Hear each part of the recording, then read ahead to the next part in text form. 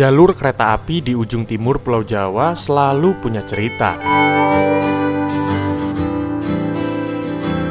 Di antara deru mesin lokomotif yang membelah keheningan Daob 9 Jember, ada satu nama yang sudah melegenda lebih dari setengah abad lamanya.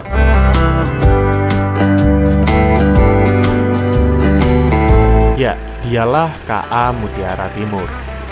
Lahir di tahun 70-an, salah satu kereta api tertua ini bukan sekedar alat transportasi. Ia adalah saksi sejarah transformasi perkereta-apian di Indonesia. Dari masa jayanya hingga sempat menghilang dari jadwal perjalanan, inilah kisah legenda ular besi dari ujung timur Pulau Jawa, Sang Raja dari Timur.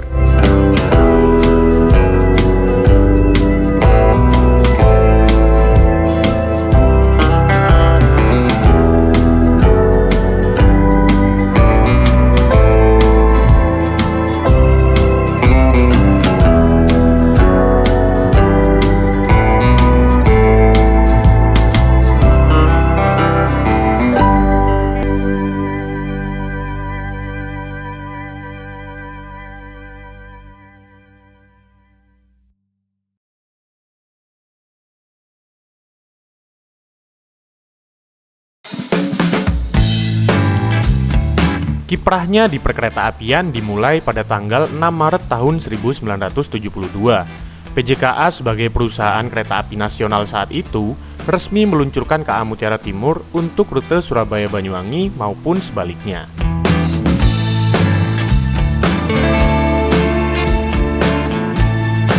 Menariknya, kereta ini diluncurkan bukan untuk menjadi pelengkap perjalanan saja, tapi sengaja disiapkan sebagai alternatif utama untuk wisatawan mancanegara yang ingin berlibur ke Pulau Dewata.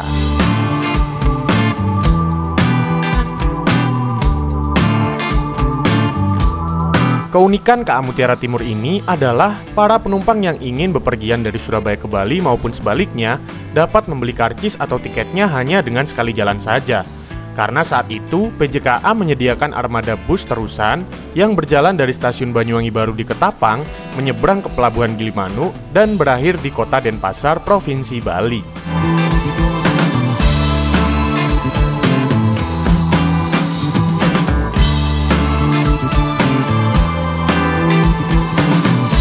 Dari awal pengoperasian hingga pertengahan tahun 2006, lokomotif diesel hidrolik jenis BB301, BB304 dan BB303 adalah penarik andalan untuk KA Mutiara Timur.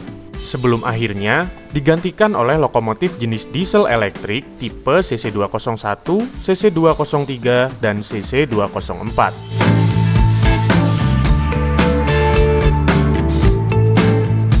Okupansi yang selalu ramai membuat layanan pada KA Mutiara Timur terus mengalami peningkatan.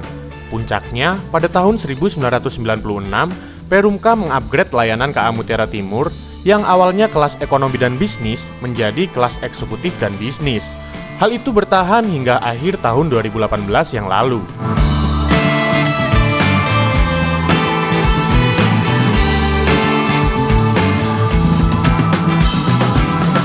Di musim angkutan lebaran tahun 2009, sempat ada rumor bahwa akan ada kereta api Sancaka Timur dengan rute Yogyakarta hingga Banyuwangi. Namun hal itu dibatalkan karena dianggap sia-sia dan hanya akan menjadi pesaing kecil bagi KA Mutiara Timur.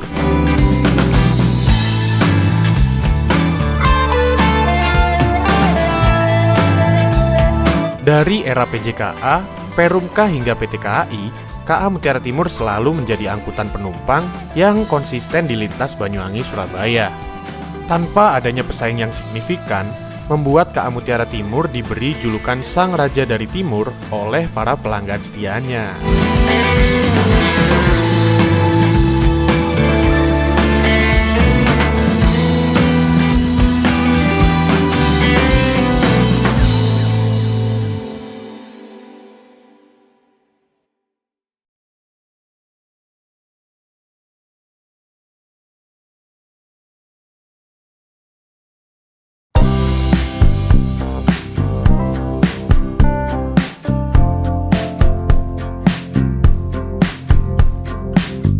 Memasuki era modern dan kemajuan pesat perkeretaapian di Indonesia, layanan KA Mutiara Timur kembali mendapat penyegaran.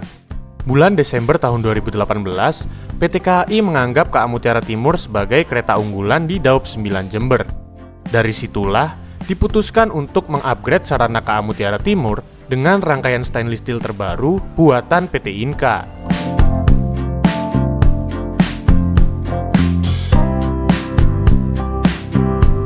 Dengan kelas eksekutif dan ekonomi premium terbaru, KA Mutiara Timur semakin menunjukkan tajinya sebagai raja nomor 1 di lintas Surabaya sampai Banyuwangi.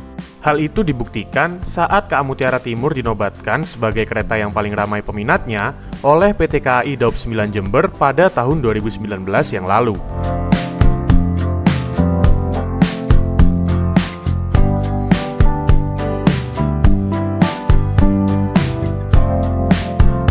Bahkan, pada GPK tahun 2019, satu dari dua rangkaian kereta api Mutiara Timur diperpanjang rutenya menjadi Surabaya Pasar Turi Ketapang PP.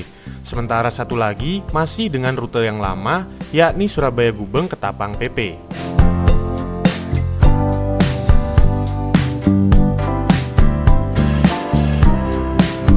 Namun, masa-masa emas bagi KA Mutiara Timur itu nampaknya tak bertahan lama. Memasuki tahun 2020, perkeretaapian di Indonesia sempat lumpuh total akibat pandemi virus COVID-19. Perjalanan kereta api di wilayah Daob 9 Jember juga harus terhenti akibat pandemi tersebut. Tak ada satupun kereta api yang beroperasi sepanjang lintasan Banyuwangi, Jember hingga Surabaya.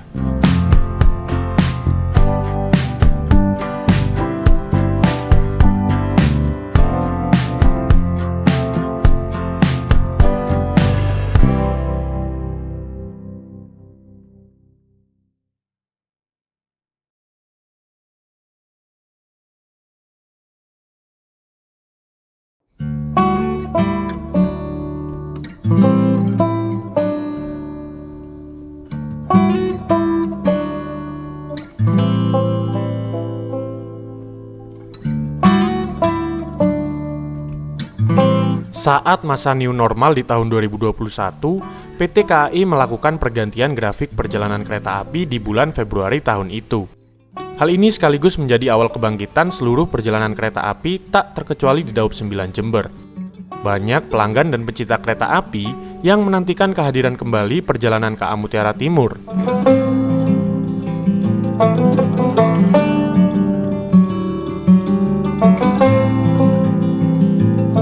Namun, para pencinta kereta api justru dibuat terkejut saat sang raja dari timur itu kembali dengan rute yang baru, yakni dari Banyuwangi, Surabaya hingga Yogyakarta, dan hanya berjalan pada malam hari saja.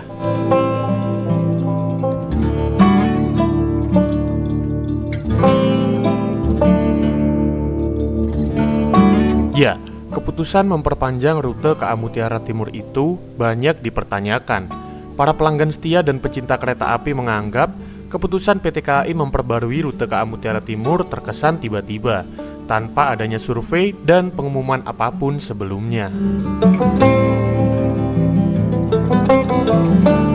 Keputusan itu juga tanpa disadari telah menjadi bumerang bagi PT KAI Daob 9 Jember. Sejak saat itu, KA Mutiara Timur tak pernah sama lagi. Rute barunya tak banyak diminati oleh para pelanggan kereta api. Mereka menganggap jadwal perjalanan KA Mutiara Timur tak lagi bersahabat, terutama untuk kaum PJKA atau pulang Jumat kembali Ahad.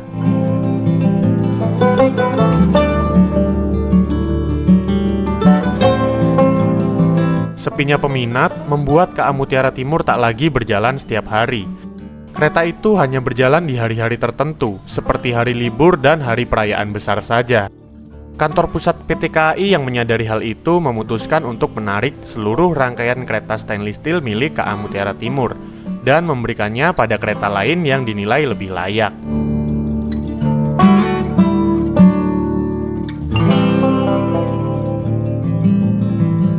Seolah menyerah dengan keadaan, pada akhirnya KA Mutiara Timur berhenti beroperasi total pada pertengahan tahun 2022 yang lalu. Dan video yang kalian lihat ini adalah perjalanan terakhir rangkaian stainless steel X KA Mutiara Timur yang dikirim ke depo kereta Sidotopo.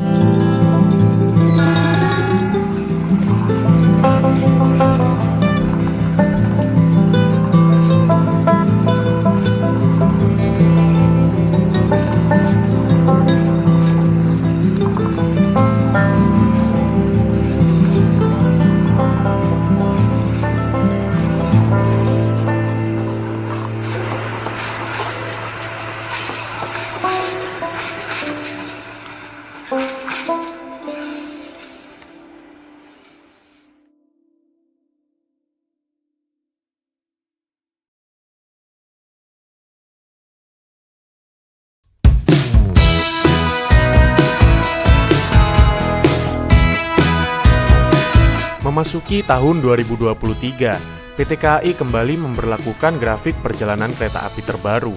Di tahun itu pula nama KA Mutiara Timur makin dilupakan, terlebih sejak hadirnya kereta unggulan baru di Daop 9 Jember.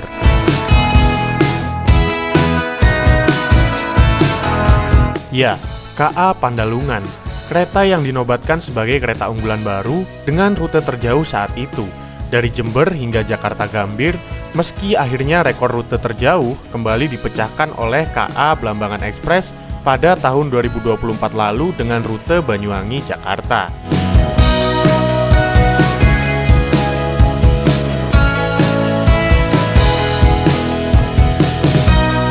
PT KAI memang tak pernah menghapus permanen jadwal KA Mutiara Timur. Di GPK 2023 sendiri, KA Mutiara Timur masih ada namun berstatus fakultatif. Meski berstatus fakultatif, kereta itu tak pernah sekalipun dijalankan oleh PT KAI Daop 9 Jember.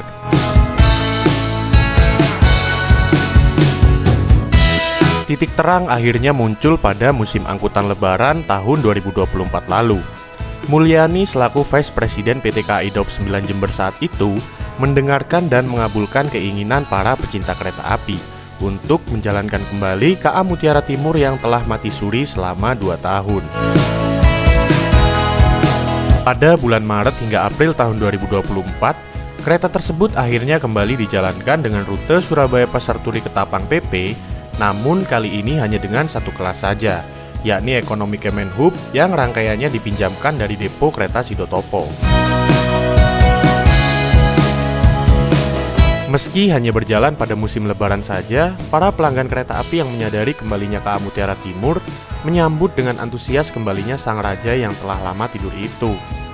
Perlahan tapi pasti, di akhir tahun 2024 PT KAI kembali memperbarui grafik perjalanan kereta api. Dari situ pula KA Mutiara Timur kembali beroperasi secara reguler dengan kelas lamanya, yakni eksekutif dan bisnis. Meski akhirnya kelasnya di-upgrade lagi menjadi eksekutif dan ekonomi new generation modifikasi dan bertahan hingga saat ini.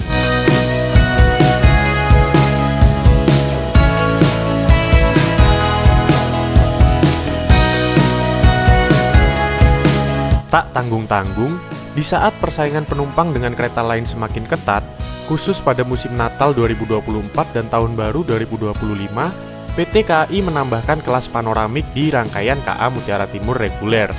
Hal itu sekaligus menjadi perjalanan perdana kelas panoramik di lintasan kereta api Daop 9 Jember.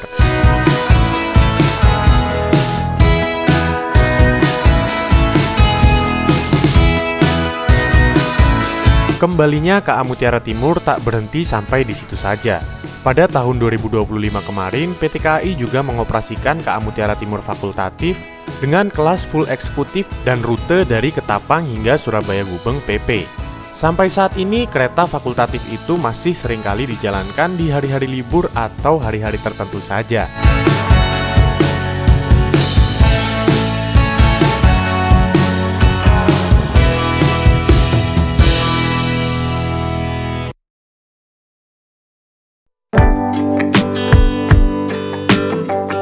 Mutiara Timur bukan sekedar rangkaian besi yang berjalan di atas rel. Ia adalah memori bagi seluruh pecintanya. Dari masa-masa indah era PJKA, drama hilangnya kereta itu dari jadwal, hingga kehadirannya yang kembali hingga saat ini, KA Mutiara Timur enggan mati, namun segan untuk terganti. Bagaimana menurut kalian? Punya kenangan apa saat naik kereta ini? Tulis di kolom komentar. Sampai di sini dulu video dari aku. Terima kasih buat yang udah nonton dan sampai jumpa di video selanjutnya.